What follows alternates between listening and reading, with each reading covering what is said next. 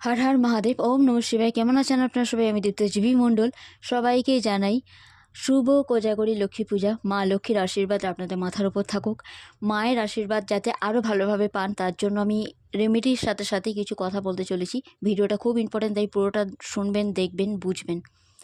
মায়ের আজকে পূর্ণিমাতে বলা হয়ে থাকে, যদি আজকে কেউ ক্ষীর বানিয়ে মানে পায়েস বানিয়ে চন্দ্রমার তলায় গিয়ে মানে চাঁদের নিচে গিয়ে চাঁদের উদ্দেশ্যে ওই পরমান্ন দেয় কিংবা মা লক্ষ্মীর সামনে পরমান্ন দেয়, উভয় পক্ষে পরমান্ন দেওয়ার পরে প্রার্থনা জানানোর জন্য যে আমার ঘরে মা লক্ষ্মী আপনি বিরাজ করুন, বসত করুন মা, এইভাবে বলে মাকে যেমন প্রার্থনা জানায় তেমনভাবে পরিবেশ, সাংসারিক জীবনের শান্তি বজায় থাকে, যাতে শান্ত থাকে সব কিছু, সেইভাবে প্রার্থনা করে নিয়ে ওই পায়েস আপনারা প্রসাদ হিসাবে গ্রহণ করতে পারেন।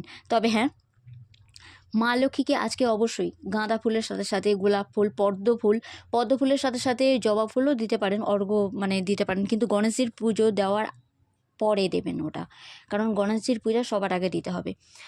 তারপরে পঞ্চদেবের পুজো দেওয়ার পরে তারপরে আমরা অবশ্যই ব্রতকথা পড়ে মা লক্ষ্মীর সেবা দিতে পারেন। অর্ঘ্যে আপনারা যা মিষ্টান্ন দিতে চান দিতে পারেন, কিন্তু মা লক্ষ্মীর তাল ফোঁফর যেটা হয় সেটা খুব প্রিয়, তাই আজকে দিনে সেটা দেওয়া খুব ভালো হবে।